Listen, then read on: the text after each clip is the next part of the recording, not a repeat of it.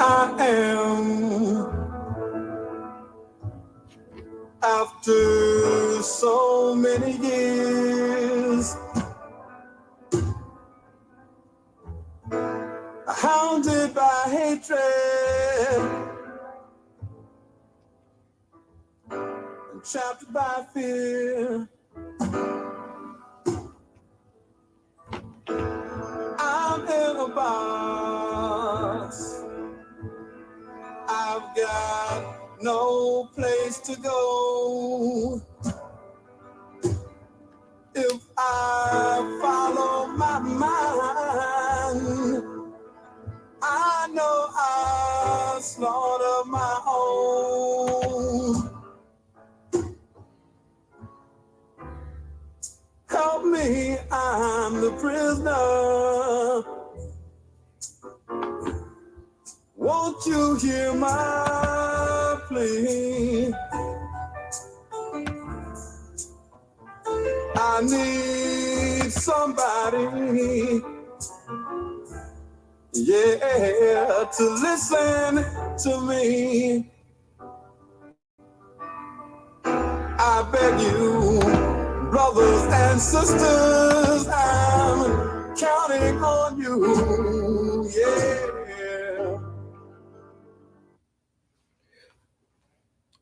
Peace and love. Welcome again to tuning in to the NEPPC podcast. I'm Brother Frank. Usually I'm with my brother and former political prisoner Abdul Haq Islam. Unfortunately, the brother couldn't come on today due to some medical issues he has to deal with. We want him to keep up his appointments and keep strong, and he's with us in spirit. But, you know, the show must go on. Stop. No direction. Anyway, brother. And sisters, thank you for tuning in. Please like, please share, please subscribe to our YouTube channel. Let's keep our platform expanding and growing. Today's topic is organizing for the right to live, right? And how does that relate to political prisoner? It relates to political prisoners because in all aspects of our struggle, our fight for our right to be self-determined, our right to live, we have to organize for our right to live. So it's synonymous with the actual right, and we have to do what needs to be done to make those who are in power understand our position. That we have to fight, right? To have a right is not doesn't just work that way, right? You have a right, and you have to advocate for that right, and it has to be organized. To effectively fight, you have to do so organized. That requires discipline, that requires focus, and that requires a certain level of conviction. And we look at slavery times, the times of slavery when our ancestors were forced to be slaves. They were kidnapped from Africa, brought here, and forced to work from sun up to sundown, and they had no right or they had no say so what was going to happen to their bodies and what was going to happen to their offspring. And they witnessed some horrific sights and scenes, very traumatizing, and they had to teach their children certain ideas that they themselves were not co-signing, but they were just trying to fight. And that leads us to this point of you have to organize for the right to live. And that means that you have to have discussions. If you talk about Nat Turner during that time of their position of resistance, they had to know the land, they had to know who was with them and who was against them, and they had to have some serious discussions. They had to make some serious decisions. And that goes hand in hand with political prisoners. Political prisoners are casualties of the liberation struggle. They understood what it needs to mean to be organized. You have to make commitment to political studies. You have to study intensely. You have to put your distractions to the side. You know, some distractions are going to take a longer time to eliminate if you can't, and you have to struggle to get to that point of actual elimination. So they're reduced as much as possible, so you can go on and continue to fight. And our political prisoners, that's exactly what they did. You know, when we look at Mumia Abu-Jamal and look at his position with the Black Panther Party, he was a journalist. He knew his position with the Panther Party. He knew that he had to document what was going on, and in documenting, you start to win others over. That's the part of the transforming process. Dr. King, when he organized people for the civil rights movement, and they had to be focused on what was going on. He had to have serious critical analysis of what was going on at the time, and from that he would understand what position he was going to take. And those who were part of his movement decided that they were going to co-sign how he was going to move forward, what tactics they were going to take, because they were aligned with what the brother and what the Student Nonviolent Coordinating Committee decided what was going to be done. Because when you're organizing for the right to live, there are tactics that you have to take. Where you're organizing a boycott, people are going to have to be made aware of why the boycott is going to happen. And once you are organizing, then that is going to bring about an effective, or at least a potentially effective way in which your objective can be carried out. And when we look at George Floyd, and we look at how people came together, people were organized, people decided that enough was enough. They knew what happened with Rodney King, they knew what the verdict was, and there were a number, Tamir Rice, and so many other casualties, Trayvon Martin, and you know, you don't want to forget the local brother, Sean Bell. You know, ironically, my son actually went to the same school that he went to. And it just lets you know that, you know, there are tragedies happen, but a tragedy is made worse when no action by people are conducted. And that's why it's so important that we never forget our political prisoners. We make time to talk to one another about our political prisoners. Then we make the time to write to our political prisoners. And this is very important because you know, our political prisoners took a position when it came to what was going on amongst their people, right? You have a number of them, when you listen to their stories, you hear how they observed their reality and had a problem with their reality, and decided that they were going to stand up and do something about it, regardless of the casualties, regardless of the consequences. That is, you're right. We all know that instinctively we are struggling to do what's right. We see something wrong happen, like you might see an elderly woman about to fall, and you immediately respond by trying to secure her from falling, right? At the possibility of you injuring yourself, maybe twisting the ankle, or even worse. But you know, you were created to know right from wrong. You have the ability to gather thoughts and make a distinction from what belongs where and what belongs to who, and what's going to be the outcome or potential outcome. And from that, you make a decision on what you are going to do. And from that, you feel a certain way about yourself. And I think when we ignore political prisoners and we don't take a position on the side of our political prisoners, or we leave the work for somebody else, I think that says something about us. That says that we're okay with injustice occurring as long as it doesn't happen to us. We're okay with a political prisoner being in prison as long as we're not in prison. And I think when we look at history and we look at the sacrifices of people, right? People sacrificed to create the common workday, right? 8-hour workday. Prior to that, it was anywhere from, if I'm not mistaken, from 12 to 14 or maybe 16 hours a day. You know, there were no child labor laws. So you had babies that were working in hazardous work conditions, and people organized and fought for that. And people were locked up. They were political prisoners. People were killed, and they were martyrs. And that was so you can enjoy what you have now. So when we look at these incidents historically, we have to ask ourselves in 2023, when we have to take a stand against how people are dealing with the environment, how these corporations are dealing with the environment. We have to take a stand with that. We have to push for what we know is correct. When we look at mass incarceration, we have to push for what we know is correct. And that could lead to some of us being martyrs. That could lead to some of us being political prisoners. But if we don't do the work, who will? Right? We keep waiting for somebody else to say they're going to step up. They're going to take on the challenge. They're going to take on that responsibility. That may or may not happen.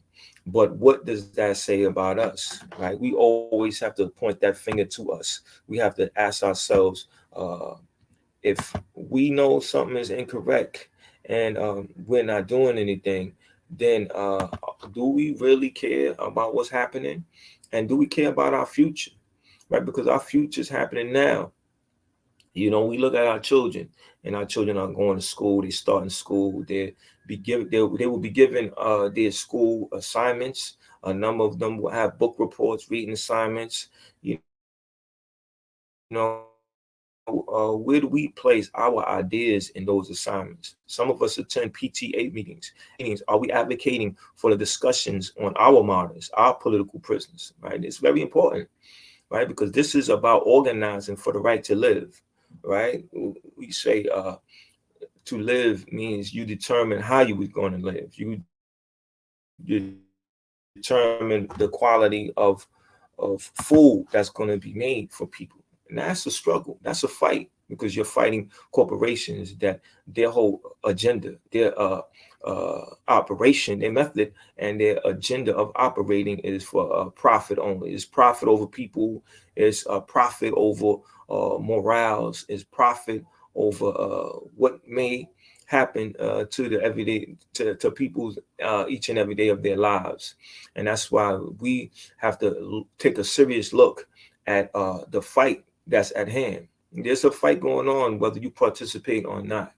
And our political prisoners understood that. Rhonda Bowers, he understood that. He was part of the Black Panther Party. He was incarcerated for a number of years, and he's still incarcerated, over 47 years. That's why you see me out here with the shirt on, right? The shirt speaking about his album. And this album is very important. It's Peace in the Chaos. And we look at the world that we live in, it's very chaotic. There are a number of people who have power who are not thinking about our everyday lives, who are thinking about satisfying their supporters. And we have to look at our lives, and we have to examine it from a position of what are we going to accept and what are we not going to accept. And if we're not going to accept, what actions are we going to be driven to take? And these actions that we be driven to take must be organized. We can't just be out here doing something spontaneously or doing something for the sake of being glorified. We have to think of things scientifically. We have to think about what's happening and what we need to do and how we need to align ourselves with people who share that same view and people who are willing to take a position, to take a serious stand. And speaking on Veronda Bowers, his stand on mental health issues is very important, because this album itself puts you in that relaxed state.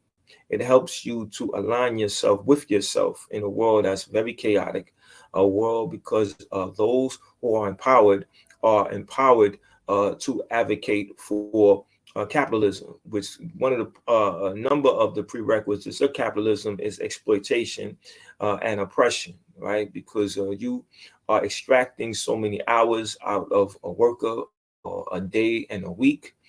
They're spending time away from their family. And at the end of all of that, they might not have enough money, or they won't have enough money to acquire food, land, and clothing, right? It's one of the three, not all of the three. And that's oppressive, right? That's exploitative, because there's enough resources for every man, woman, and child to have enough, to have adequate amount of food, clothing, and shelter. And this is the idea that the few benefit off the many. And because of the few benefiting off the many are going to feel that pain. They're going to feel the pain of being exploited and oppressed, which leads to mental health issues. And that's why Veronza Bauer's album is so important, it's so powerful, because it transforms you, it aligns you to that place where you need to be, so you can focus a lot more sharper. So I've asked many people, or I've asked those who viewed a number of postings that I put up with that were pictures, and it was under the hat with the hashtag Free Veronza, and also put his music from his album Peace in the Chaos with Rev Love, and asking people to contact me and let me know what you think, so we can let this brother get as much support as he need when a time arrives for him to be validated as what? As a freedom fighter, as a person for the people. See, he's a political prisoner now, because prior to his incarceration, that's what he was about. He was about organizing his people, organizing for the right to live, because that's why we all are organizing. You know, I say we, lovers of freedom, lovers of justice, those who understand what it truly means to love something. If you truly love something, you stand for it. You stand up, you fight back, you do what's necessary to make sure that that in which you claim to be about is advocated to the many people any and everywhere you go. But when we talk about political prisoners, we have to be clear on what we're talking about, because sometimes I'm in a certain environment and I bring up political prisoner, and all people hear is the word prisoner. So political prisoners are people jailed on charges related to their resistance to oppression and repression, and targeted by the state for their political beliefs and or actions. Why would the state, right? A state claiming to be democratic, a state claiming to be about freedom and providing freedom to all, why would they respond to advocates of against oppression the way they do?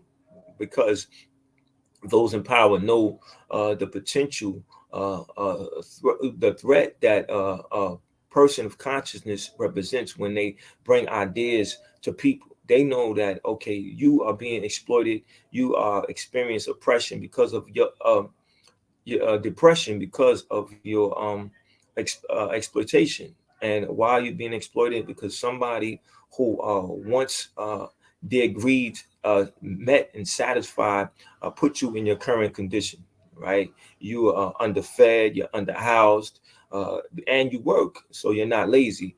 And this is done because of the way in which capitalism operates.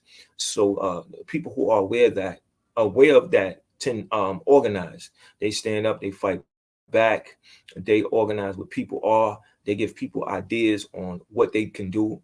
You know, when you march, right, that's a demonstration in the street. People see you, and you have a slogan, and you're presenting a slogan to people, and it's resonating with people. Some people join the march, some people think about it, but in their own way, they're developing the ideas, circulating in their mind, and they're making a decision. At some point, they will be forced to make a decision on what they would decide to do. Like Marcus Garvey said, when organizing people fail to organize people, conditions will. And your responsibility as a lover of freedom is to present an idea to people, and let people take that idea and bring that idea to their family, their loved ones, or bring that idea to their coworkers, and start to have conversations, dialogue around that.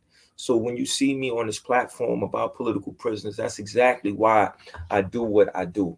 Because yes, there might be 40 people that watch it. There might be 4 people that watch it. But see, my job is done. My job is to bring an idea to you, right? To let you know that political prisoners are there, to bring an idea to a community, and let the community know that in the spirit of political prisoners, freedom fighters, I am here. I am here representing their ideas. They might be incarcerated, but their spirit lies with me. And as an expression of me committed to advocating for them and their ideas, and knowing that their spirit lies with me, I'm present and I'm addressing whatever situation that is happening amongst people. Right? We see the situation. France continues to attack Africa. We see the situation where you still have sanctions on Zimbabwe. You still see the situation with Cuba and the embargo is still in existence.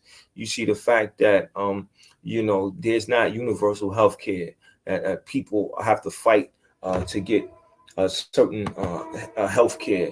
And the less money you have, the poor quality of health care you're going to receive. And this is not a new tragedy that's been going on. This has been going on quite some times. But yes, progress have been made. Yes, victories have been gained.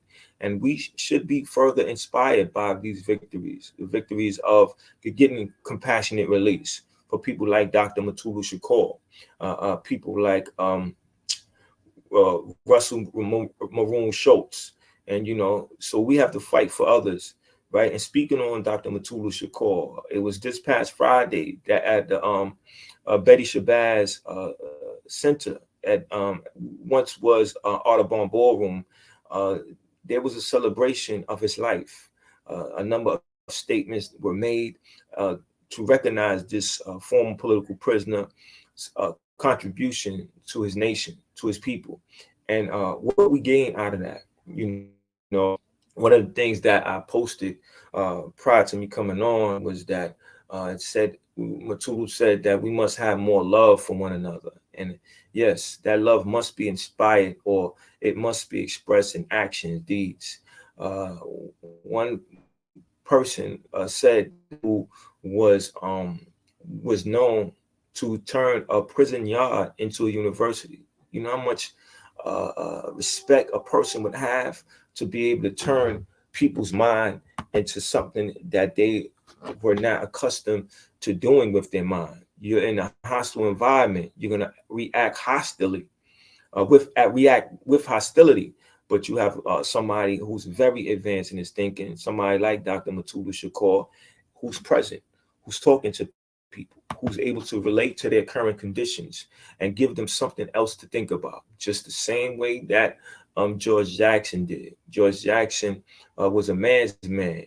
He didn't sell wolf tickets. Whatever he said he was going to do, he did, and he got that respect from from brothers who were in the inside with him. Same with Dr. Mutulu Shakur, and there was people who spoke, and they spoke dearly about him. I know former city councilman who will always be an advocate of people's advancements. Charles Barron spoke, and he spoke about visiting Dr. Mutulu Shakur and in Atlanta, Georgia, and saying when he spoke to Dr. Mutulu Shakur, affectionately known as Doc, he said that Dr. Mutulu Shakur didn't talk about his situation. He talked about what needed to be done for Black people. So he knew that his situation wasn't about him. It was about what was going to happen to the people he seen as his nation, as his extended family. And he had a deep-rooted love for his people, to the point where he put his personal needs and his personal desires to the side, and he made it about his people. So when we look at those sacrifices that Dr. Mutulu Shakur had given for people, we got to keep moving forward. As Dr. Mutulu Shakur said, straight ahead. And that's what we need to do. We need to have tunnel vision. We need to say, this is the objective, and this objective will be carried out.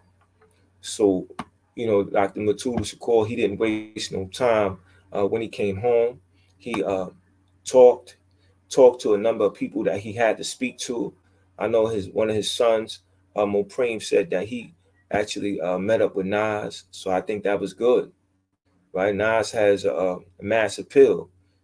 For those who might have some relationships with Nas, they should advocate for him putting out a documentary on revolutionaries who came out of Queens, and revolutionaries who exist, period, and how there are revolutionaries who are currently incarcerated on these questionable charges, and these revolutionaries are political prisoners, because the only reason they're incarcerated is because of their stance politically.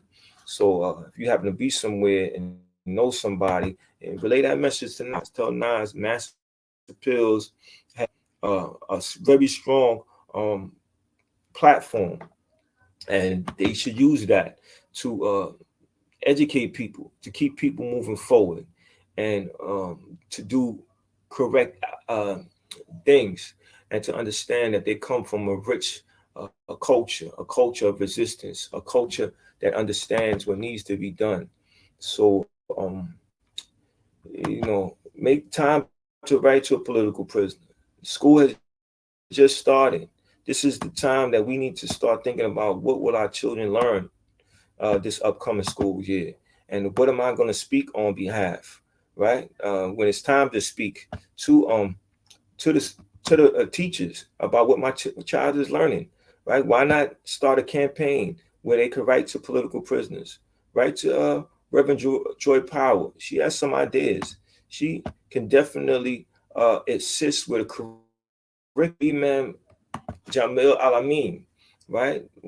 Write him. Have the students write him, and do this prior to Black History Month, right? Let the principal know that you are a person of African descent, and you are very informed about your history, and you are aware that there are political prisoners in existence, and how the children who are the future should have a right and a say-so to what happens to our political prisoners. What will be the fate of our political prisoners? That lies in the hand of taxpayers, those who are weekly, hourly, every second, they are calculating how much they're going to take from your paycheck. You should have a say-so on what happens with it, and I think that once you realize your power, and you can let others know that they have the same power, and you can increase your numbers. And as you increase your numbers, right, this momentum that's established is going to produce results that are favorable to working class people. They are favorable to people of African descent, people who have a history of being oppressed. But we simply don't accept oppression. We stand up, we fight back, we create a situation where we can potentially change each and every situation around us. All sectors of life will be addressed because they have to. Because how long can we live comfortably under subpar conditions, right? If you don't have the best food, how healthy will your life be? You don't have the right type of shelter, or the quality of shelter that promotes a certain quality of life in terms of how your mind will operate, right? Because if you are in a compromising living condition, how effective are you going to be in terms of being able to articulate ideas, and in terms of carrying out ideas? You're distracted, right? Your situation, your oppressive situation, makes you being able to function at a certain way, very compromised. And we have to really look at that seriously, and we have to take matters into our own hands, meaning that we have to stand up, we got to fight back, we got to get organized, we got to let those know who are with us that this is how it must be done. We got to stand together, we got to fight back. So this half an hour has come to a close, and I just want to say thanks for tuning in. Thanks for giving me the time that you have available and listening to the words that I had to say on behalf of myself and the Northeast political prisoners. So peace, and y'all know the call, free them all.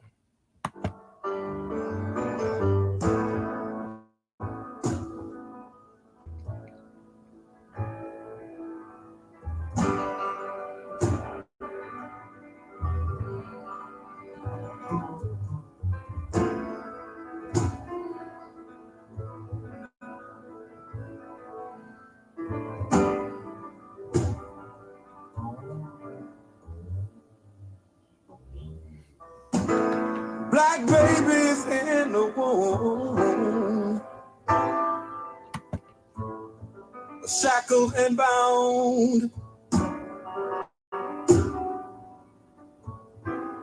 chained by the caveman who keeps beauty down, smacked on the ass when they're squalling and wet.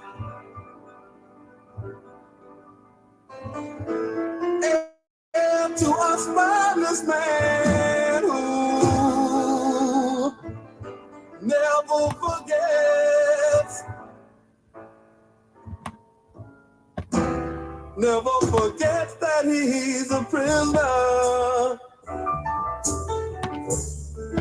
Can't you hear my plea?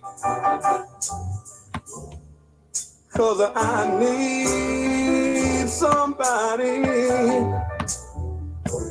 Lord knows, to listen to me.